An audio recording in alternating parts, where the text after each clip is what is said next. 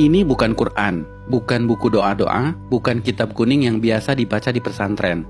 Percaya atau tidak, buku ini dibaca oleh Galileo Galilei, Johannes Kepler, René Descartes, sampai Leonardo da Vinci.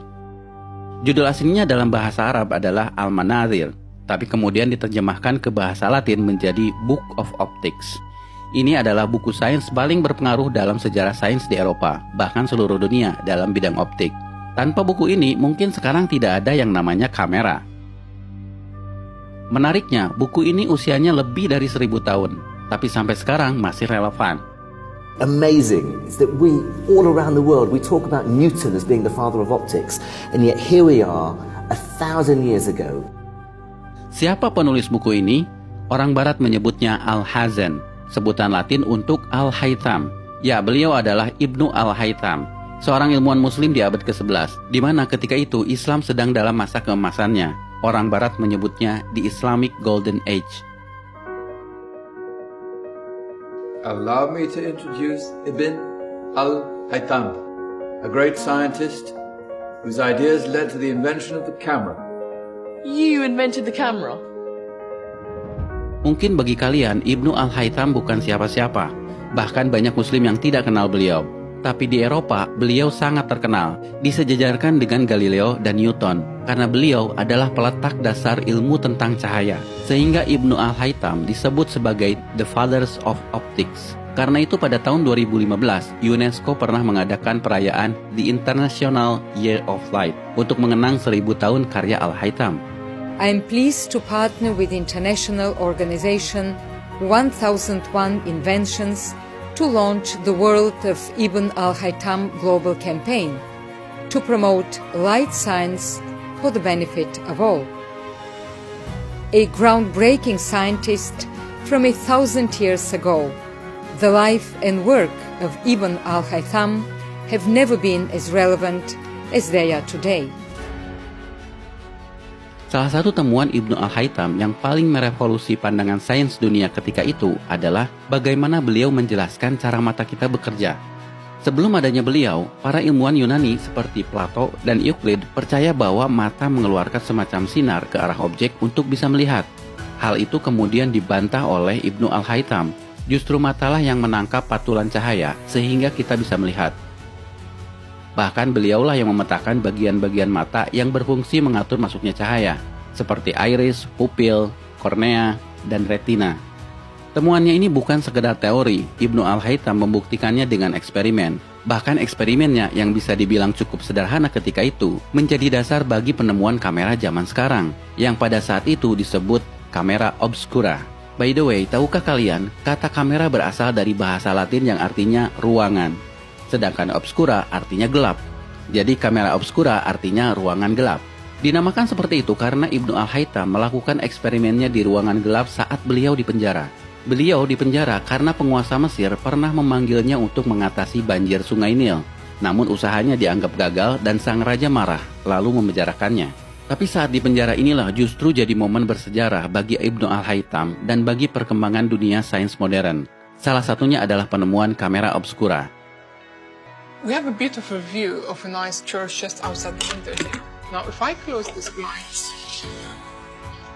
through this pinhole I created in this blind, I'll be able to capture an image of this church on this transparent screen. However, it's an inverted image, as Ibn al-Haytham explained and demonstrated. If I let this eye look through this pinhole, I'm gonna be able to see the image of the church again, invert it back on the retina. Kalau menurut kalian temuan Ibnu Al-Haytham ini biasa saja, perhatikan bahwa Ibnu Al-Haytham bukan sekedar menjelaskan cara kerja mata, tapi sifat dari cahaya itu sendiri. Beliaulah yang pertama membuktikan bahwa cahaya berjalan dalam lintasan lurus, sehingga beliau bisa menjelaskan pantulan cermin, pembiasan cahaya, dan fenomena-fenomena lainnya.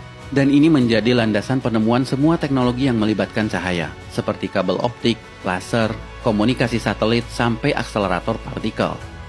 I'm sort of wondering what Ibn al-Haytham would think doing experiments with candles and pinhole cameras.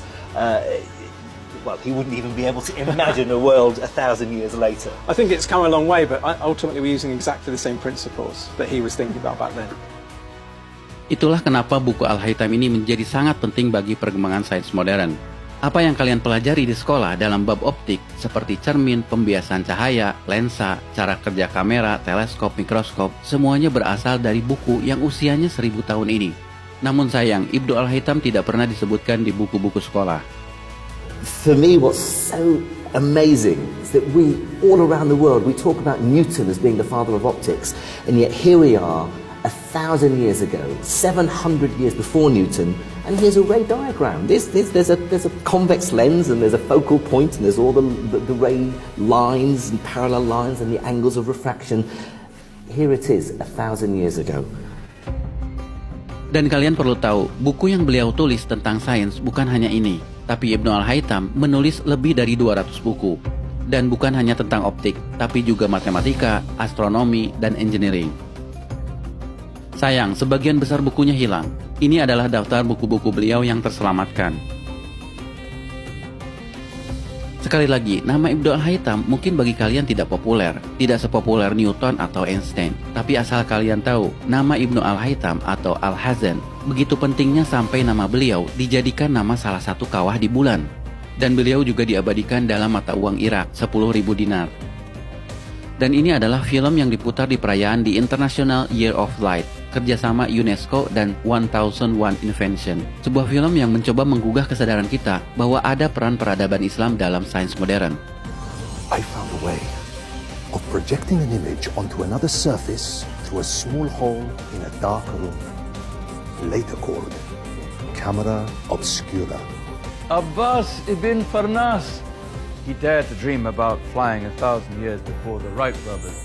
Nah guys, dalam momen Ramadan ini, mari kita merenung. Jika kalian seorang muslim, tidak melulu harus pandai dalam urusan agama. Ibnu Al-Haytham adalah contoh bahwa seorang muslim juga bisa berperan dalam kemajuan peradaban dunia dalam ilmu pengetahuan. Karyanya melampaui batas agama, batas negara, bahkan batas waktu. His book changed everything, and he's regarded by many as being the father of modern optics. In fact, I'd go further than that and say he was the greatest physicist in the 2,000-year span between Archimedes and Isaac Newton.